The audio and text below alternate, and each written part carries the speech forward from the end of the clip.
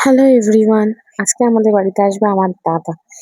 দাদা, দাদার বউ, আরেকটা দাদা মানে ছোড়দা, কিন্তু ওর বউ আসবে না কারণ ওর বউয়ের মা অসুস্থ হয়ে গেছিল, তাই বৌদি বাপের বাড়ি চলে গেছিল। আমাকে ওরা বলেছিল যে ওরা সকালবেলায় 12টার মধ্যে ঢুকে যাবে। আমি ভিডিওটা যখন করছিলাম তখন বাজে 1টা, কেউ ঢোকেনি।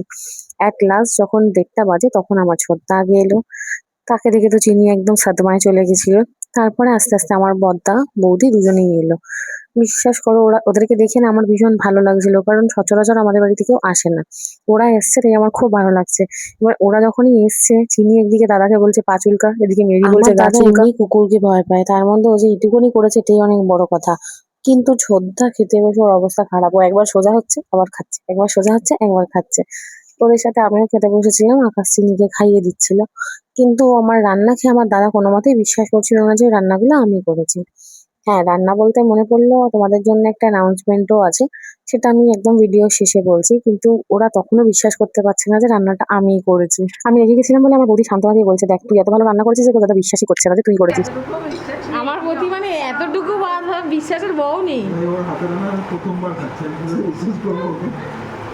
হ্যাঁ, তুই আগেরবারে এসে খাসিনি, তুই সন্ধ্যাবেলা এসেছিস, যতবারই এসেছিস।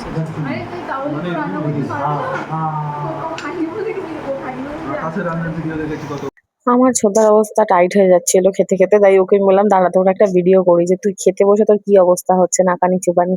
কিন্তু দেখো মন কিন্তু তখনও আমাকেই সাপোর্ট করে যাচ্ছে যে দেখ তোর দাদা এখনো বিশ্বাস করছে না।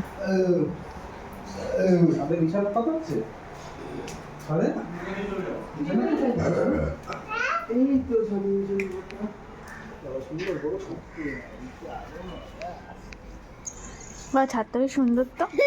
খাওয়া দাওয়া করার পর আমরা ছাদে বসে সবাই মিলে আড্ডা মারছিলাম। তারপরে সন্ধ্যা হয়ে গেছে, এখন আমার ছোদ্দার বাড়ি যাওয়ার জন্য তাড়া লেগে গেছে। সবাই বসে গল্প করছি, তার মধ্যে উঠে চলে গেল। আমি বললাম যা ভাই বাড়ি যা, তোর মন থাকছে না এখানে। ওরা তারপরে বড়দারা ছিল, ওরাও এট লাস্ট গেল, কিন্তু তার আগে চিনিকে ওরা এত আদর করেছে, এত চটকেছে।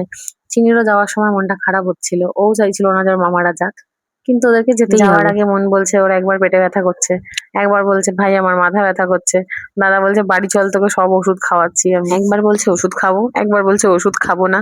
মানে ও এত কনফিউজড হয়ে গেছিল, ওর এত মুড সুইং হচ্ছিল, ও বুঝতে পারছে না যে ও কি করবে না করবে।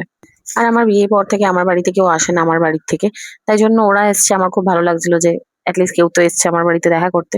তো আমার খুব আনন্দ লাগছিল, যখন ওরা চলে যাচ্ছিল আমার মুডটা খুব খারাপ হয়ে গেছিল যে একটুখানি আরো বসলে হয়তো ভালো লাগতো। দেখো অনেকদিন আগেই আমরা ঠিক করেছিলাম আমরা একটা ক্লাউড কিচেন চালাবো, আমি আর আকাশ মিলে।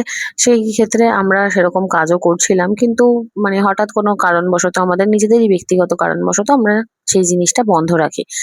এখন আমরা সিদ্ধান্ত নিয়েছি এই অফ টাইমটাকে আমরা কাজে লাগাবো, আমরা ক্লাউড কিচেনটা আবার কন্টিনিউ করবো। তো আমাদের বাড়ির আশেপাশে বা মুচিবাজার মুরারিপুকুর অঞ্চলের আশেপাশে যারা থাকো, যারা আমার ভিডিও দেখো, তারা একবার বিশ্বাস করে খাবার নিয়ে দেখতে পারো যে কিরকম লাগছে না লাগছে। যদি ভালো লাগে তাহলে তোমরা আবার অর্ডার করো। এই চার্টটা দেখো, এবার তোমাদের যদি কারোর মনে হয় কাস্টমাইজ কিছু নেবে তাহলে আমাদেরকে জানিও, আমরা সেইভাবে তোমাদের প্রাইস বলে দেবো, তোমরা সেই বুঝে অর্ডার করো। কাটিনা কাটিনা তাড়াতাড়ি কাটিনা হবে কেটে হবে ও জামা ও জামা কারি পালো না কালাকারি